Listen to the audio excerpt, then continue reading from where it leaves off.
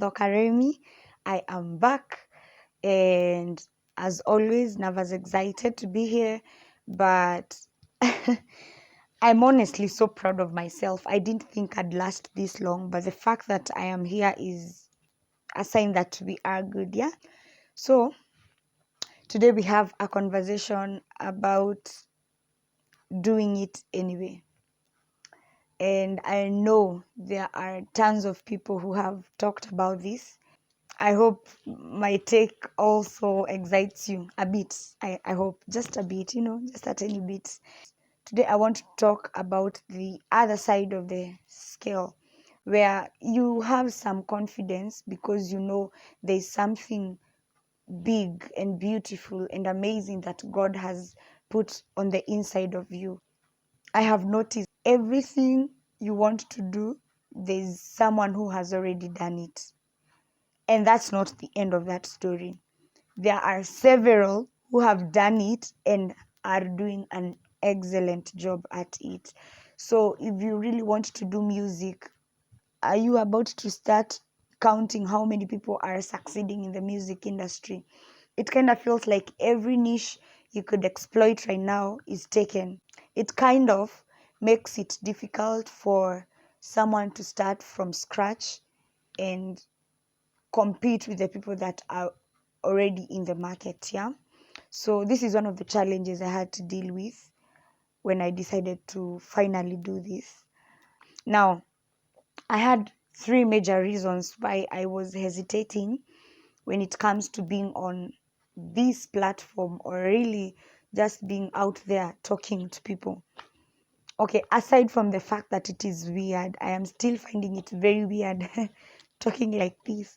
But my other reasons were, number one, I felt like the market is way too saturated. I mean, can you not name a number of people within your circle that are on YouTube or are on a social media platform chasing something, chasing a story or music or chasing content like this, vlogs and blogs and all these things. And for a long minute, it felt like I would just be joining the people, the crowd. And then the second thing was the fact that, I am an underdog. If we are honest, there are way too many people you can listen to who have incredible insights and who have great, great, thrilling conversations. Already, there are so many people who are doing it. And that's not the end of the story. It's that they are doing it and they are doing an incredible job. Yeah. I think that's why Solomon was onto something when he said there's nothing new under the sun. If you want to say that I have a new niche I want to bring, it's not really new. The only new thing there would be your voice and such things, but there is nothing new under the sun. But the last one was because I didn't feel like I was qualified enough. Now, by qualification, I don't mean that I have nothing to say or I'm like Moses, I don't know how to articulate words. I meant that what I know, I don't think it's good enough for audiences. Let me explain.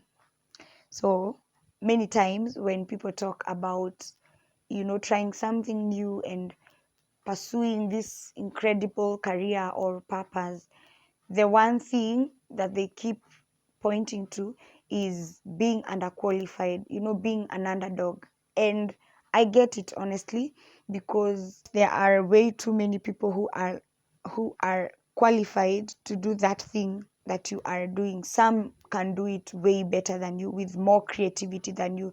So it makes sense to feel like you are underqualified for something.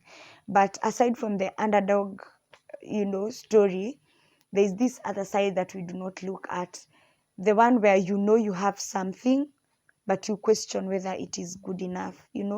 I know I have skills, I know I have a gifting, I have talent, I have a calling, whatever it is, you have it, you know that you have it. On paper, you are not necessarily underqualified, but within you, you keep questioning, are you really capable of offering the value that you promised to offer? And do you even know enough for the audiences? That was one of my biggest struggle. I kept wondering, okay, God, I know you have given me 1, 2, 3, and I know I can do this. So I know on these levels I am good. But whatever I know, is it good enough for, the audience, for the people, for more than one, for more than my tiny little circle? Do I have enough that could be listened to by many? Yeah. And when all these other reasons, God took care of them in my head, this one remained true. And I kept going back and forth, asking myself, how would I handle conversations by myself? What am I going to tell people? Why am I even telling people anything to begin with? They should just be living their lives and doing their business. Whatever they need, they can get it elsewhere. My question to myself and to God, obviously, was, is it enough for people to listen to? And I asked myself that question so many times without getting an answer. But today, so the response is, you really don't know enough. I know it's not much consolation, but you really don't know enough. You have not read up enough. You do not know enough people. You don't have enough wisdom or knowledge or insight. You don't have it all. But you have something. Every time you try to dismiss what you have, then it means you can not be trusted with more, And I think it's that thing where Jesus talks about, if you are faithful in the little, you will be faithful in much. And we think of it in certain areas, but then we ignore parts of life like these ones, where what you have is not good enough. Even you have skill, but it's not skillful enough. You have content, but it's not worthwhile enough. There are things but you don't know enough. But that does not mean you have nothing altogether. You have something, and if you would dare to step out with what you have, then whatever it is, if it gets into the right hands, it can always multiply. Yeah. So that small thing, you are not required to have a lot. And when I was reading, Esther was an orphan, and she was raised right. She was raised by Mordecai, and she was raised in the ways of God. But she was not stupid. She had wisdom. She had honor. She knew how to treat people, how to have conversations, how to honor people. She had something, but she did not have what it took to be a queen. Yeah. Whatever Esther had before she became queen was worthwhile, but it was not enough to make her queen. But God made her queen anyway. And when she stepped into the role, there was a time where Mordecai told her that it is your time now to do the thing that brought you here. And Esther hesitated, because for a moment there she was reminded that she didn't have enough. Back in those days, you were not supposed to approach the king unless the king requested for you. I mean, could you imagine that kind of life? Thank Jesus for the 21st century. You were not allowed to approach the king even though he was your husband. And yet Mordecai was pushing and saying, Esther, you gotta do this. This is the very reason you came to this place. Like your entire existence, you were created for this very moment. So you better step it up. And for a moment, Esther decided, yeah, no, I'm not about to die like that. But then Mordecai said something that has ringed true over and over and over again as I tried to figure out this whole situation is, if you do not do it now, it shall get done. Because God will not allow his business to remain undone. God will always take care of his business. And so if you do not allow him to take care of his business through you, he's going to use someone else. Now, What becomes of you, we might never live to tell that story.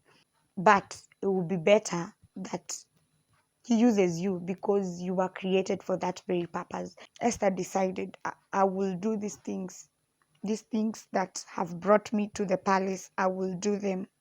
If I die, I die, By the time she was going into the palace, she was a woman of honor. She knew to honor. She had wisdom. She had intelligence. She knew how to respect people, how to address people. She had a kind and wise tongue. Yeah.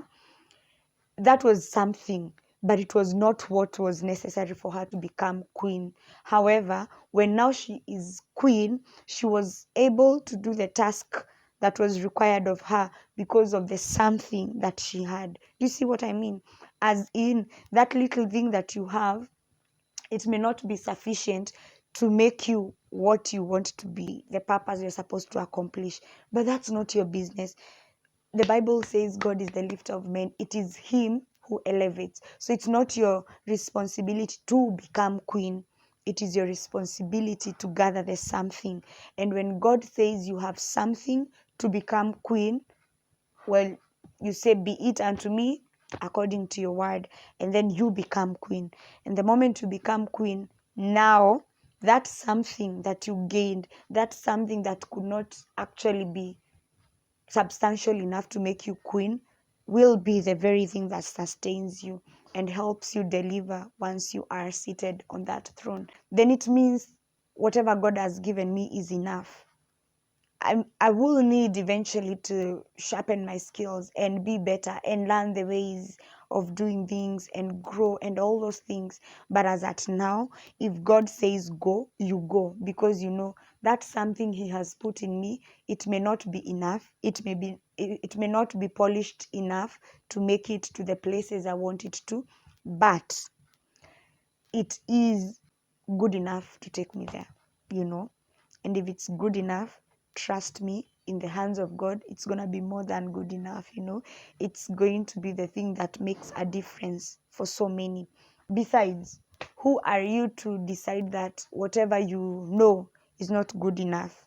Share it and let it be not good enough until you are placed in a position where what you know is exactly what they need to fix the situations they are going through. Yeah. And by the way, there is nothing wrong with growing, for as long as in the initial moments of your life you are not starting with malice in your heart. You know that for sure, I am pursuing something that is right. I am pursuing something that is valuable and something that will make the world a better place. If that is your starting line, then no matter how far you go, you always grow from what you know. If you keep going, you can keep growing. But if you stay put, you will never know how much room for growth you have. So perhaps this is a challenge to me before it is to you, that it's okay to not know everything. It's okay to not have all the revelation in the world. It's okay if the people you are looking up to are miles, and I mean miles, ahead of you. Yet still, what you have is not useless. God can still use that. People can still benefit from that. Believe you me, if you can change just one life in your entire lifetime, you have done more than someone who decided to be quiet. One thing I understand as I grow older is that there is indeed power in your tongue. There is indeed power in your action. So if I decide to go ahead and do the thing, if I decide to go ahead and share, if I decide to go ahead and stand for what I believe is true, it does not matter if it's not good enough to be in nations. It does not matter if it's not good enough for what is termed as good enough. All that matters is that I am doing it with the right motive and I am doing it with the backup of God. If those two things are good, then eventually that thing that looks so small will be big enough to influence, change, and impact the people that it needs to impact. So, it's okay. It's okay if you don't know enough. It's okay if that artwork is not the most amazing thing on earth. It's okay if your videos are not the best. It's okay if your singing is not the best. What is not okay is to step up and remain in the same position. You always need to keep getting better. Of course, invest where there is opportunity to sharpen your skills. Invest in people that grow you, in conversations that stimulate you to want better. Invest in the areas that can make you better in that one thing that you are pursuing. However, while you are going, you can grow. If you do not go, you will not grow. Eventually, you will get better. Perhaps it will just take a comment from one person or feedback from one customer, and that will be your breakthrough. They will tell you, I liked the colors, but I hated the idea, or I liked the idea and I hated the colors, or I liked everything, I just hated the texture. That feedback might actually be everything that you need to make the changes that are necessary for you to be better. So, yeah, the little you have is not to be despised. Actually, the Bible says, despise not these small beginnings. They are good, and it's okay to not know it all. You are even not supposed to be knowing everything, because it's not like you're competing to get God's throne or something. Whatever it is, if you are confident that that is the area that God is inspiring you to do something, then do something about it. Be relentless. For I will repeat according to Mordecai's words. Of course, I'm not quoting it word for word. If you refuse to do this, deliverance will come from somewhere else, because whatever God has intended to do on earth, he must do it, whether through you or whether through someone else. You are just a conduit, should you agree to actually be a conduit. But if you refuse, God will still deliver his people. God will still show up for his people. There will still be people talking about the things that you wanted to do. There will still be people singing and people drawing and people preaching and speaking and writing and every beautiful thing. There will always be someone doing it. So therefore, God will not run out of ways to get his work done. But it would be really dope if you would decide to be the conduit through which he does it. Yeah. Do not deny the world of that beautiful small thing. Don't deny us of your wisdom, of your humor. Don't deny us of your beauty, of your intelligence, of your wisdom, of your art, of your creativity. Do not deny us of what you have. We are craving for new things.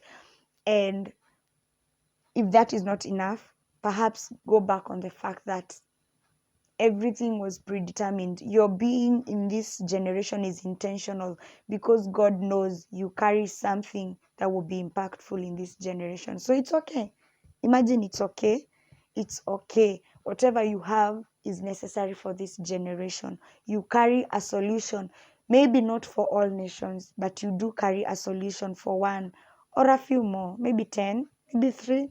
I don't know, maybe the whole country or nations, but you carry the solution for this generation. So, yeah, say yes. Say yes. Let's just make the remaining part of this year a yes time. Just say yes. Say yes. Be okay with singing that song, Be okay with writing that story. Be okay with applying to that job opportunity. Start that business. Design those clothes. I don't know, do that here. We could use a you in this generation. I hope you are encouraged to step up. Do not hold back. Whatever you know is not all there is to know. So, yeah, I hope you choose to say yes. I hope you choose to be bold. I hope you choose to see your small thing as something that could be multiplied for nations when it is in the hands of God. Thank you for tuning in, and bye.